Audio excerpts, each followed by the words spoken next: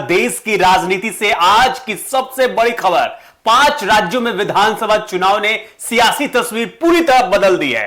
पश्चिम बंगाल में सत्ता परिवर्तन, तमिलनाडु में नई पार्टी का उदय हो गया है और असम में बीजेपी की मजबूत वापसी हुई है। केरल में कांग्रेस की वापसी हुई है और तो पुडुचेरी में एनडीए का दबदबा। जी हां, इन चुनावों के नतीजे ने कई बड़े राजनीतिक मिथक को तोड़ दिया है। आइए आपको राज्य भर समझाते हैं पूरी चुनावी गणित क्या है। देखिए बंगाल में क्या हुआ, पहले वेस्ट बंगाल की बात कर लेते हैं। खेला हो बे। सबसे पहले बात पश्चिम बंगाल की। देखिए अमित शाह वहां पे लगातार 15 दिन तक मौजूद थे।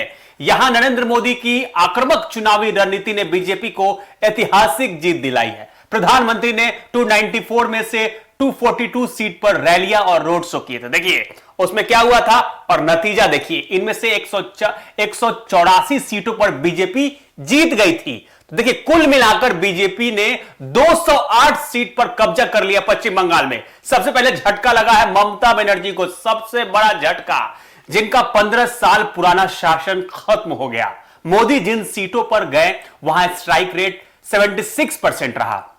वही एसआईआर के तहत 91 लाख वोटर्स हटाए गए, जिनका असर कई सीटों पर पड़ा और बीजेपी को फायदा मिला है। तो देखिए बहुत बड़ा फायदा बीजेपी को।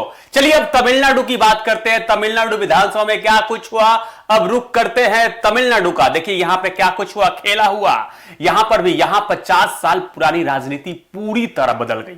जी हां, 50 साल पुरानी राजनीति। विजय की 2 साल पुरानी पार्टी टीवीके ने डीएमके और एआईडीएमके जैसी दिग्गज पार्टियों को पीछे छोड़ दिया। तो देखिए थलापति विजय, टीवीके ने 108 सीट जीतकर सरकार बनाई। तो देखिए बड़ी खबर है आपको, डीएमके को 59 और एआईडीएमके को 47 सीटों पर संतोष करना पड़ा। देखिए तो बीजेपी का प्रदर्शन बताया आपको तमिलनाडु में बेहद कमजोर रहा। सिर्फ 1 सीट बीजेपी को तमिलनाडु में मिले हैं। देखिए और सबसे बड़ा झटका एमके स्टालिन को लगा है, जिनकी सरकार के 34 में से 15 मंत्री चुनाव हार गए। देखिए 14 में से 15।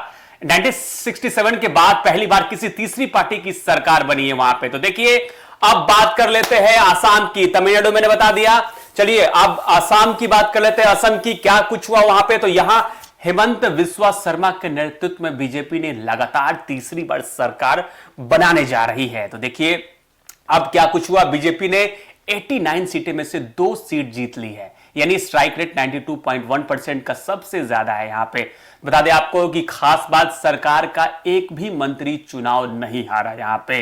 तो देखिए किस तरह हुआ। अब बता दें आपको कि अपर आसाम और बारवा वैली में बीजेपी को क्लीन स्वीप रहा वहां पे। देखिए तो कांग्रेस सिर्फ 19 सीटों पर सिमट तक रह गई। तो देखिए अब चलते हैं केरल की ओर। यहां 10 साल बाद कांग्रेस में वापसी कर ली है। देखिए केरल में, इसके साथ ही देश में अब कहीं भी लेफ्ट की सरकार नहीं बची है, जो 5 दशकों में पहली बार हुआ है। तो देखिए पिनराई विजयन अपनी सीट तो बचा गए, लेकिन उनकी पार्टी एलडीएफ को करारी हार का सामना करना पड़ा वहां पे। चलिए आंकड़ों पर नजर डालें तो तस्वीर भी साफ होती जाती है।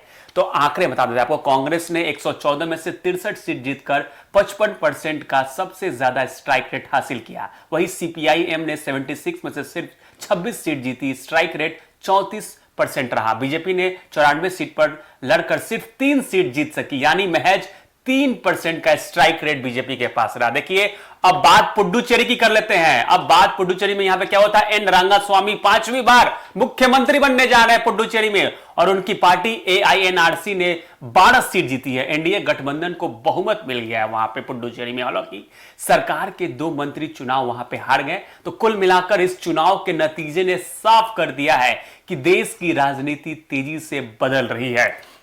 तो वही बीजेपी का विस्तार, कई क्षेत्रीय दलों का उभार और कई पुरानी सरकार का पतन। अब बता दें आपको कि मतदाता अब हर चुनाव में नया संदेश दे रहे हैं। फिलहाल के लिए बस इतना ही, क्योंकि बाकी अपडेट्स के लिए आप बने रहिए हमारे साथ। क्योंकि देखिए किस तरीके से आपको हमने बताया कि बंगाल में क्या हुआ, पुडुचेरी में क्या हुआ, केरला में क्या हुआ, असम में क्या हुआ। तो देखिए और तमिलनाडु की बात करें तो वहां की बात ही कुछ अलग है। थलापति विजय जो कि बहुत बड़े अभिनेता रह चुके हैं और उन्होंने खेला कर दिया है। पहली बार 2 साल के बाद उन्होंने राजनीतिक पार्टी की शुरुआत की है और 2 साल उनकी पार्टी बनते ही तुरंत सरकार बनाना एक बहुत बड़ा फैक्टर रहा वहां पे। देखिए तो तमिलनाडु में विजय थालापति अब मुख्यमंत्री बनेंगे या फिर उनके साथ उनकी रूमर गर्लफ्रेंड जो हैं वो मुख्यमंत्री बनेगी, ये देखने वाली बात होगी। फिलहाल के लिए इतना ही। बाकी की अपडेट्स के लिए बने रहिए हमारे साथ, देखते रहिए एक न्यूज़ 24। मैं था आपके साथ अनीस राज।